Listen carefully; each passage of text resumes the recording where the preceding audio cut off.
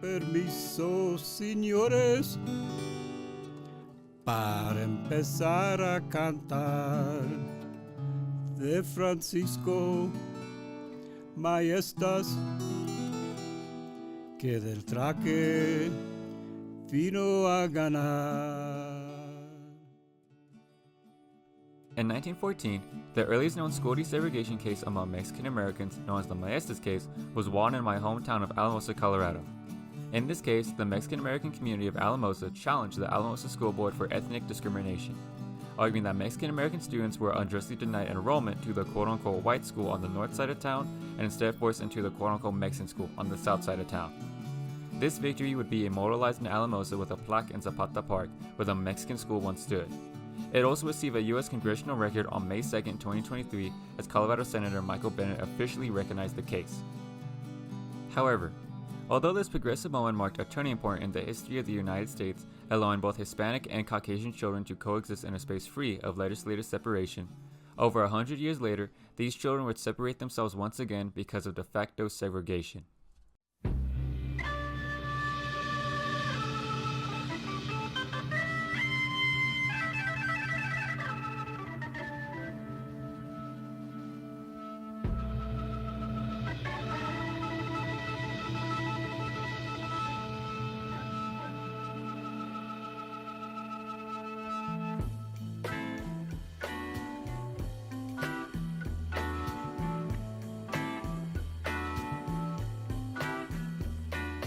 Being born and raised in Alamosa, I experienced every level of education, from the elementary level at the K2 building on the south side of town to the post-secondary level at Adams State University on the north side of town.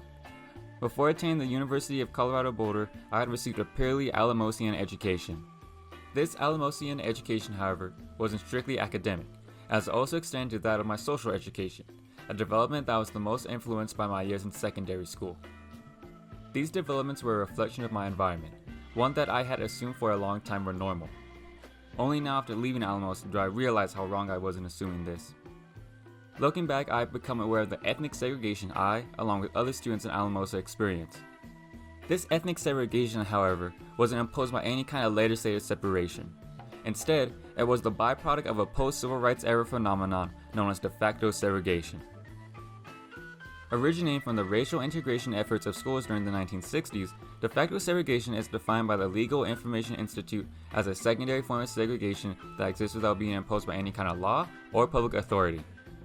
Completely based on custom, circumstantial, or personal factors, de facto segregation occurs because of the efforts of the average person. However, please let it be noted in an article titled The Myth of De Facto Segregation, American academic and author affiliated with the Economic Policy Institute Richard Rothstein attributes the racial and ethnic segregation of modern schools to the fact that the neighborhoods these schools are located in are segregated themselves.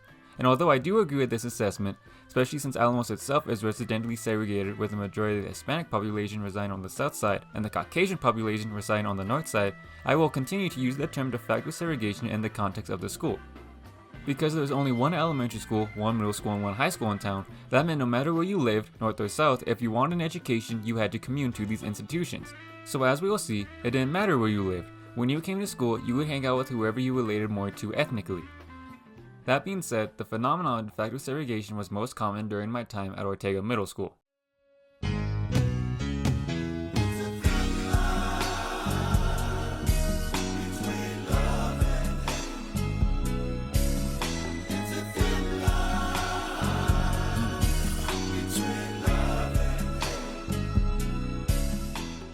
In my experience at Ortega Middle School, there were various stereotypical cliques that made up the school. However, the two biggest cliques of the school were composed of mainly Hispanic or Caucasian students. I was a part of the Hispanic clique, also known as the Beaners. This group loosely consisted of wannabe gangbangers, stoners, geeks, and student athletes that primarily participated in extracurricular sports such as soccer and cross-country running. The unifying factor between us being our shared cultural heritage as Hispanics, specifically Chicanos, Mexicanos, and Guatemalans. In contrast to Caucasian clique, who was widely considered as the quote-unquote popular kids by everyone else in the school, but was exclusively referred to by us as the white boys, strictly consistent of student athletes that primarily participated in other extracurricular sports, such as football, basketball, baseball, and wrestling. The unifying factor between them being that they shared a similar cultural heritage as Caucasians, and a majority of them also grew up playing sports together. As a member of the Beaners, we resented the white boys, but not because of the color of their skin, but because of the special privileges they received for being the golden boys of the school. Special privileges that they fully recognized and took advantage of by moving into a position of power that allowed them to get away with bullying students that weren't like them. Still, although I cannot speak for the white boys, our resentment towards them was most likely one-sided. However, that still didn't mean that they accepted mine or any other clique of the school. To help explain this relationship that the white boys had with the other cliques of the school, here is Bill Brooks, a retired school counselor who worked at Ortega Middle School for over 15 years. What really bothered me most in the middle school the whole time I was there was, and I don't like to use this term, but the popular kids really shunned everybody. And there was a lot of real mean stuff that happened because of that. One example is there were kids that went up to girls that were less confident, let me say, and say, "This guy really likes you. He wants to go out with you," whether he did or not, and he didn't. But just kind of mean stuff like that. When asked about why they were able to get away with this type of behavior, Mr. Brooks replied, "It was real cultural. I think the community was that way as well as in the school. I don't know how to describe it exactly. In the community, if they were really involved in the community, or a lot of them were white as well, and so it was kind of racial as well." Ultimately, it was this resentment that we had towards the white boys and the entitlement they exhibited towards us that birthed the phenomenon of de facto segregation at Ortega Middle School. Although there was never any outward tension between our cliques, we still claimed areas of the school that were understood by each other. Of these areas included the Commons area.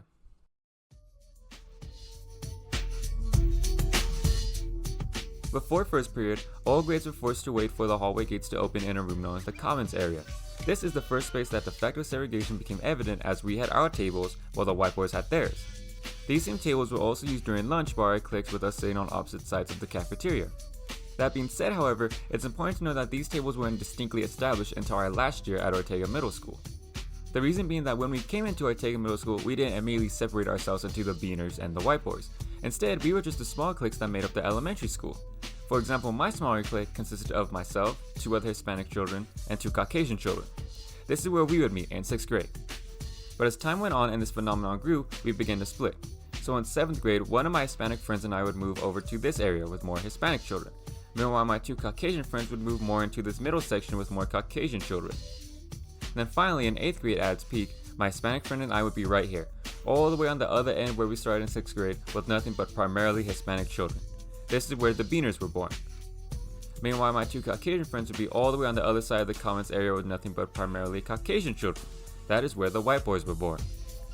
My other Hispanic friend, however, wasn't affected by this phenomenon of de facto segregation, as he, along with a few other students, were able to navigate between these cliques and be accepted by each one. The next area of the school that we divided up between the Beaners and the white boys was the playground where we had recess, otherwise known amongst the students as the cage.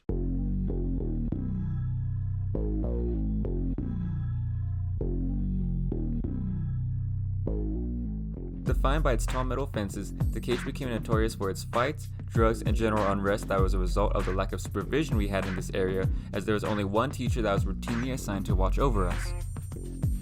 Where I'm standing right now is the side of the basketball court that the Beaners claimed, while on the opposite side of us is what the white boys claimed as their side of the basketball court. Even though we were no more than 3 feet away from each other, we still avoided any kind of interaction between each other. Over there where there are now tables used to be a tetherball court that a majority of the female cliques claimed. Interestingly enough, although the Hispanic and Caucasian female cliques didn't segregate themselves as intensely as the males did, it was definitely still present among them, as they didn't have a complete sense of unification.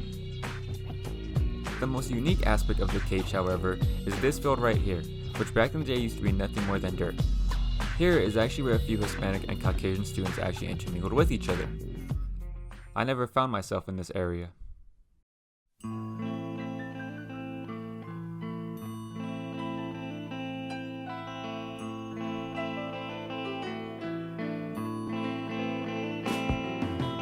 While speaking to Bill Brooks, I asked if during his tenure at Ortega Middle School he recognized this phenomenon of de facto segregation among the students of the school.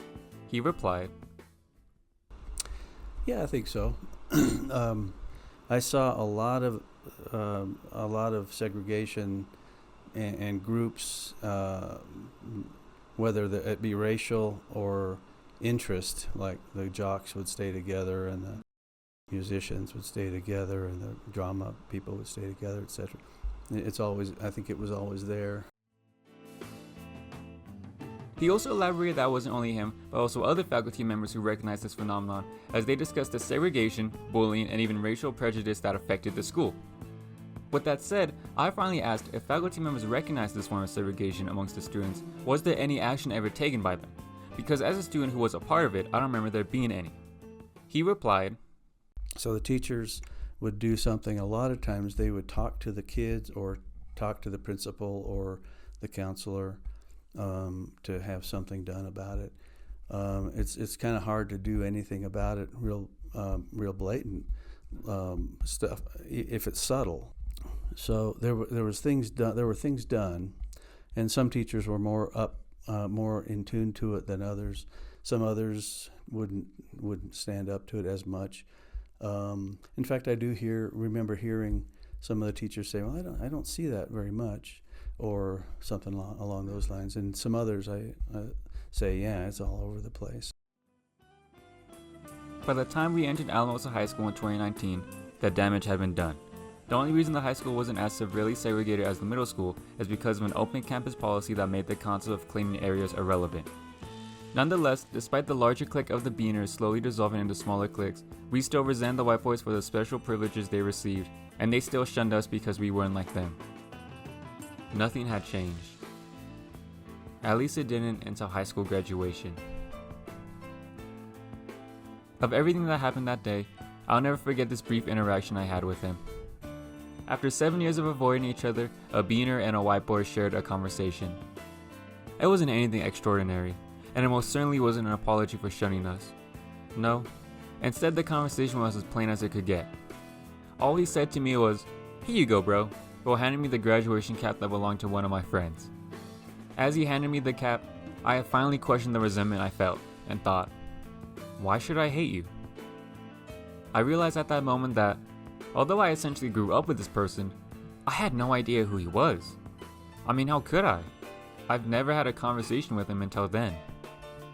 This interaction didn't excuse what he or the rest of the white boys did in the past. I certainly wasn't going to forgive or forget. But what was the point of holding on to this resentment? Thinking about my future, it was time. Time for me to finally move on. And now, after becoming aware of de facto segregation, a phenomenon that had unknowingly influenced me my entire life, it's time to finally unlearn this continuing issue in our society and make the conscious decision to connect with those different from me. A decision I hope you make now as well.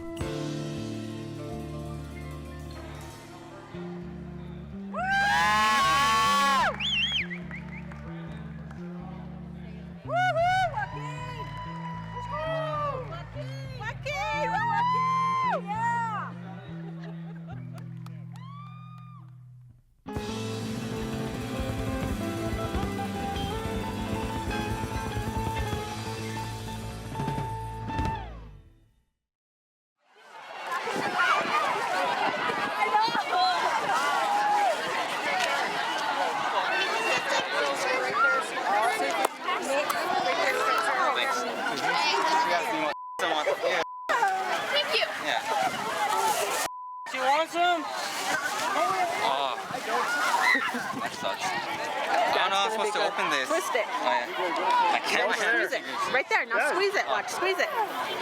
Tip it over and squeeze it.